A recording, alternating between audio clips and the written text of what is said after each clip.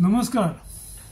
आपण हेमंत आणि शिशिर ऋतूमध्ये ऋतुचर्या कशा प्रकारे असावी याविषयी आपण काही ऐकतोय, काही चर्चा करतोय. या थंडीच्या काळामध्ये आहार विधीमधील दोन महत्त्वाची तत्व आपण विचारात घेऊ.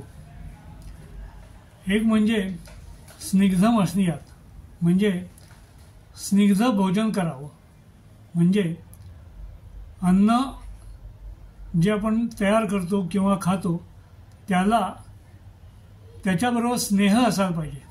म्हणजे तेल किंवा तूप, वसा, मज्जा यांच्यापैकी काहीतरी त्याच्याबरोबर असणं, हे याला आपण स्निग्ध भोजन म्हणतो.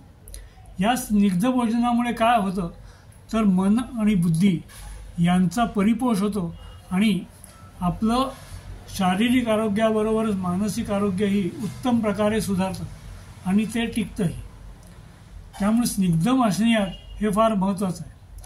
पण नेहमीच काय फक्त तेल आणि तूप असा विचार न करता ताजं जे अन्न आहे त्याच्यामध्ये असणारा स्नेह, त्याचबरोबर ज्या प्रकारे अन्न तयार केलं जातं त्याच्यामुळे निर्माण होणारा स्नेह हाही ह्याच्यामध्ये विचारात घेतला जातो. म्हणजेच काय तर जे अन्न ताजं असतं त्या ताज्या अन्नामध्ये एक तो स्नेह नॅचरली असतो आणि त्यामुळे नेहमी ताजं अन्न खावं हे त्याच्यासाठी आरोग्यासाठी फार महत्त्वाचं आहे. आणि ताजं अन्न पूर्णपणे निवण्याच्या आत ते खाल्लं जावं हे आणखीन चांगलं आहे. कारण स्निग्ध भोजन म्हणजे ताजं भोजन, आणि ताजं भोजन ह्याचाच अर्थ शरीराचा आणि मनाचा परिपोष, शरीराची ताकद वाढणं, बुद्धीची ताकद वाढणं.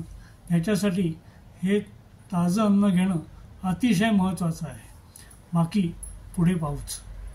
नमस्कार.